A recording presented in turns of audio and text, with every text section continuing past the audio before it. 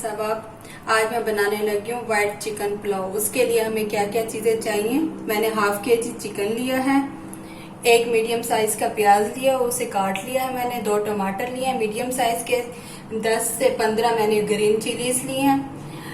लहसुन, अदरक लहसुन का पेस्ट लिया है मैंने। साबित गरम मसाला लिया जिसमें तेज पत्ता, काली मिर्च, लौंग और दालचीनी ली है। मैंने इसमें 1.5 गिलास राइस डाले हैं। हाफ आवर पहले ही इसे मैंने भिगो के रख दिया था। चले आप बनाना स्टार्ट करते हैं। मिर्चों और टमाटर को मैंने ब्लेंड कर लिया है। सबसे पहले पैन में ऑयल डालेंगे। 5 टेबलस्पून मैंने इसमें ऑयल डाला और इसके बाद इसमें मैं प्याज ऐड करने लगी हूँ। प्याज को हमने ब्राउन करना है और उसके बाद चिकन ऐड कर देना है। आंच आपने मीडियम रखनी है। अब मैं इसमें चिकन ऐड करने लगी हूँ।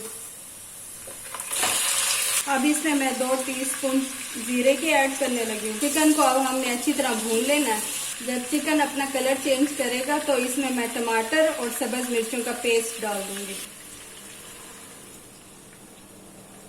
अब मैं इसमें नमक डालूंगी। नमक आपने हस्बे जायका लेना है, जैसे आपको पसंद हो। 5 मिनट के लिए ढक्कन दे के रख देना है। 5 मिनट हो गए। अब मैं इसमें लहसुन का पेस्ट डालूंगी और साथ ही साबित गरम मसाला भी ऐड कर दूंगी। स्लो आंच।